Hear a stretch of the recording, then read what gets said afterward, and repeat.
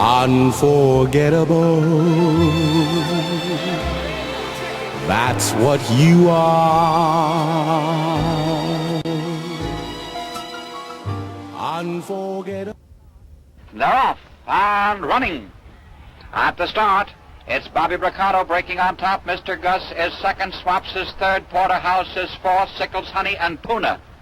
Into the clubhouse turn, it's Bobby Bricado drawing out by a length. Swaps on the outside is second by a length and a quarter. Porterhouse is third by a half a length. Mr. Gus is next by 3/4, Sickles, Honey, and Puna. This controversial race has long been discussed by West Coast horsemen. Swaps, the favorite, was coming off a foot injury and had been away from the races. Swaps' trainer, Mish Tenney, wanted to win this $100,000 race, but to take as little as possible out of his horse and pass these instructions along to jockey Bill Shoemaker. Charlie Whittingham saddled Mr. Gus and Porterhouse as an entry. Mr. Gus would, later in the year, defeat Nashua in the Woodward Stakes, and Porterhouse was primed and ready to fire this day. His jockey, Milo Valenzuela, was strong and vigorous. He never stopped trying. Porterhouse was never worse than third, always in a position to win. The question everyone asked later was, did Shoemaker ease Swaps, or was Porterhouse a better horse this day? As the field neared the quarter pole, race announcer Hal Moore picked up his call. And now, passing the quarter pole, Swaps is taking dead aim at the front end and drawing out by a length and a half. Bobby Bricado second by 3/4 on the outside. Porterhouse is third, and Honey's Alibi. In the stretch, it Swaps by 2.5 lengths. Here comes Porterhouse driving on the outside, and Bobby Bricado. It is Swaps, Bobby Bricado, and here comes Mr. Gus. It's Swaps and Bobby Bricado and Porterhouse. It's going to be close. They're coming down the wire, and we'll call it Porterhouse getting up and taking it by a nose. Swaps handicap under 136. Here, Kelso rode to his third Woodward in succession. Crimson Satan coming on third. Carried back to fourth, and Garwal is fifth. Coming through the stretch, that's Kelso in the middle of the track. We've never been for the lead. Crimson Satan third. Carried back fourth, and Garwal is fifth. 20 yards to go. It's Kelso drawing away by 4 lengths. Never been second. As they go. Churchill Downs packed to capacity for the Kentucky Derby. Mint juleps and Silky Sullivan on everybody's lips. There are 13 other horses in the race, including Tim Tam, Jules Reward, Lincoln Road, and Nureddin. But in the post-parade, Silky, number 11, is the star. Now for the big moment.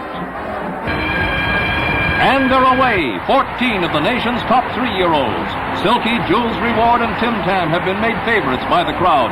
But racing into the first turn, Lincoln Road has the lead, with Warren G., Gone Fishing, and Ebony Pearl leading the rest of them around the bend.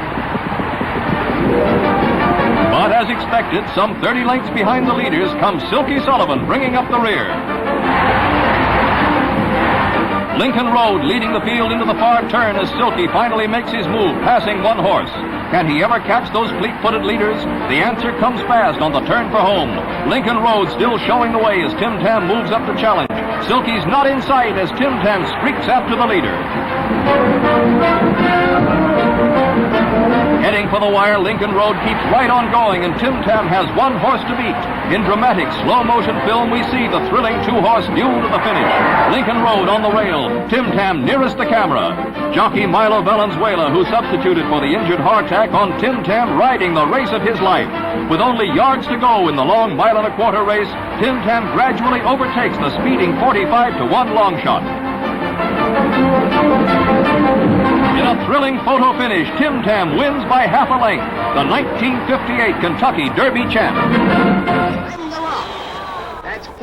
Gunbo, a natural speed horse, was sent straight away from the gate into the lead by his jockey Walter Blum.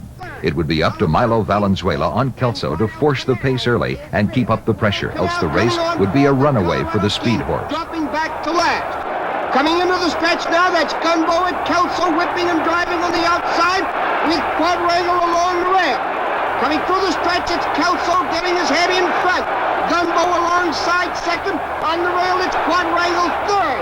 Kelso on the outside, but Gunbo hasn't given up yet.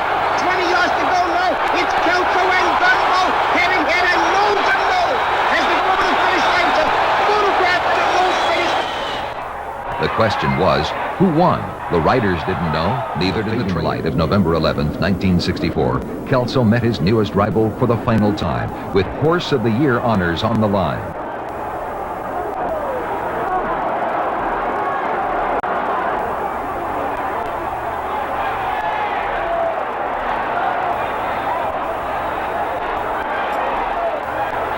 Gunbo again had an easy early lead, and Kelso must depend on his own courage to overtake his youthful opponent. For a moment, it seemed a rerun of their torrid Woodward duel, but appropriately, the gold of the Maryland afternoon was matched by a flawless performance as Kelso set a new American record for the mile-and-a-half distance, running the final quarter of a mile faster than the first quarter had been clocked. He was trained all his career by Carl Hanford, and when Kelso was retired, he led the money-won list with more than $1,900,000. But more importantly, he had won the love and affection of millions of people.